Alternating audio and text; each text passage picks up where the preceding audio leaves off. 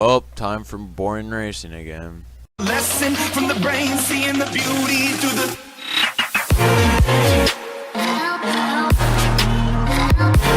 Apologize to all Kentuckians for that intro, but today we're going to be talking about the Kentucky race. I apologize, first of all, for not posting yesterday. I was going to post a video. I realized the topic wasn't really a good topic, and it wasn't really a strong topic to really talk about.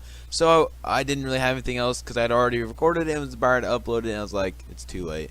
But today we're going to talk about Kentucky, so let's get right into this. I expect it to be a boring race, which it usually is. I still think Kentucky deserves to be on the schedule, don't get me wrong, but I think we just gotta wait for the new pave to get in, and maybe it'll actually be a lot better track, because it used to be a really good track. I used to go there. I went to a couple of races there, and it used to be a pretty good track for the repave.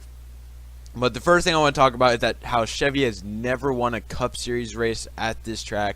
And I want to just say right now, I believe that trend will continue on. I hope it doesn't, but I believe it will, especially if the season they're having right now. Why would Kentucky be the race that they win at, considering they have never won a Cup race at Kentucky? I just don't see that. I just don't see that happening, at least this year. Maybe in the next coming years when the Camaro hopefully gets better. I was looking at the stats on NASCAR reference. There are a lot of cautions. The lowest amount of cautions was 4 cautions, I believe, in the second race. The average was about 7 or 8, so we should have a lot of cautions, which should make for some good racing, at least better than if it was just a straight up MTJ domination or something like that, like we had last year. I don't even want to get into that. And then turn 3 is another big one. That's what's caused a lot of cautions. I mean, on NASCAR too, it's like crazy. I mean, they can do their best, and it's still pretty bad. It's a pretty bad turn. It ruins a lot of days. It's very bumpy. It's very hard to get through. So I just figured I'd give that a shout out. Fuel strategy has been a really big thing. We saw Brad Keselowski a couple years ago win it on fuel strategy. I believe Kyle Busch as well, MTJ, and Ben Rhodes just last night won it on in the Truck Series. Just won on fuel strategy. So fuel strategy is going to be huge. That's why I kind of picked who I did.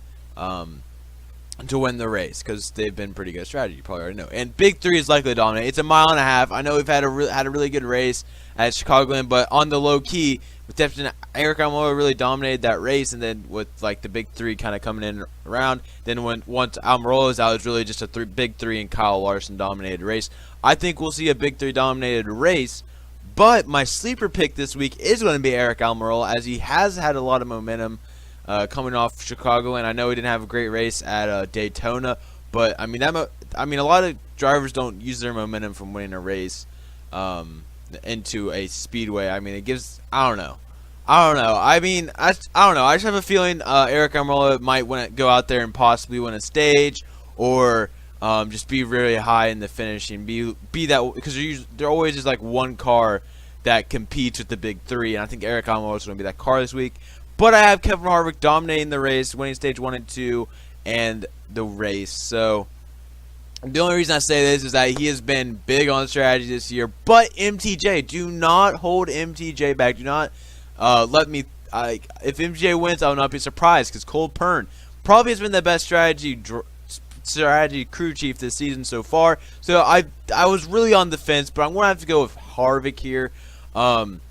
And the only reason is I haven't seen practice times yet, so that's kind of unfortunate. So I just have a gut feeling that Harvick's going to win. But if MTJ wins it, I will not be surprised at all. No one else should be surprised.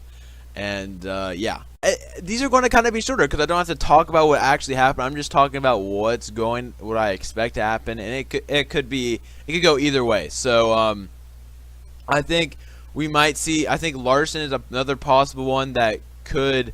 Maybe make some noise, but I think Brad Keselowski is another sleeper. I was on the fence with him because obviously I think he has 2 wins here, I believe, and he seems to be pretty good at this track. Always seems to be running up front, so keep an eye on Brad Keselowski. But I would say Chevy is not very likely going to. I mean, they could turn around and do it, but I'm just saying historically Chevy has not been good at this track. I think Larson finished 2nd last year, yeah, and Chase finished like 4th last year, but they have not been historically good at this track, so I'm going to go on a limb here and say that they aren't going to be good here now, especially with them not being as competitive this year. They could definitely prove me wrong, but I'm going to have to go with them not being as good. That's really all I got for you guys today. So I hope you guys did enjoy. If you did, make sure to leave a like, subscribe for more NASCAR content. I'm going to give you guys a break tomorrow for the race. I hope you guys enjoy the race, and I'll be back on Sunday with the race review. And then I guess I'll probably find some other stuff to put throughout the week. I'll see you all in the next one. Peace out.